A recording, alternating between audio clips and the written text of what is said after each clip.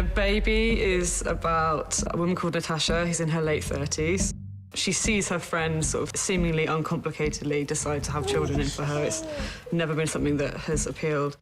The show, it sort of unpacks how isolating it can be, but also I think it really highlights the fact that when you're responsible for a little human, you can't help but grow emotionally. Like, your hand will be forced, but you're gonna go on a journey and you're gonna find out a lot about yourself. We're really looking at the journey into motherhood through a new lens and asking people to question the assumptions we're fed by society and by media. Do you have any secret weapons to help get baby to sleep? Mama's struggling.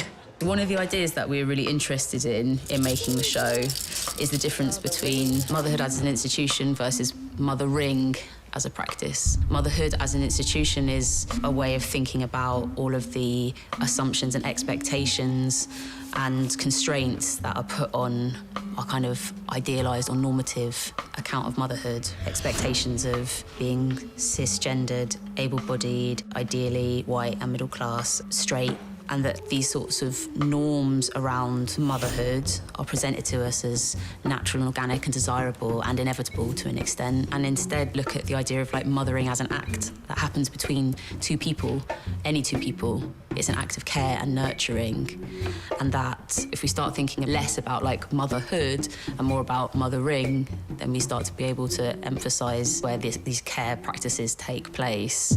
Sian often called it the kind of millennialong scam, this idea that women grow up essentially being shown a certain number of options for their life, you know, that you probably should get married, you probably should have a wedding. And motherhood is one of those things that is presented to us all through our life as something inevitable and natural. It's also policed in the way it should look, in the way it should feel, even as everything else moves on in the world.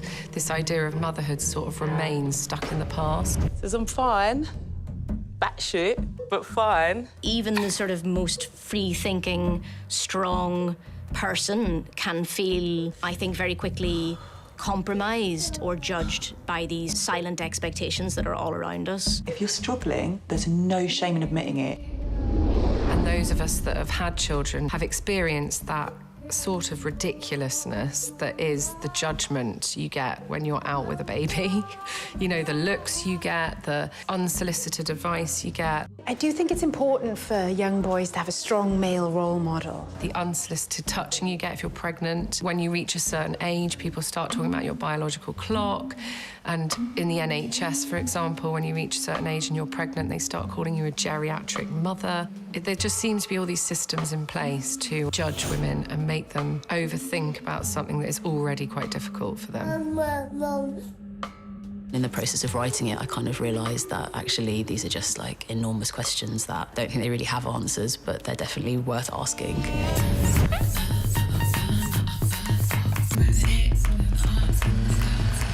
What do you want?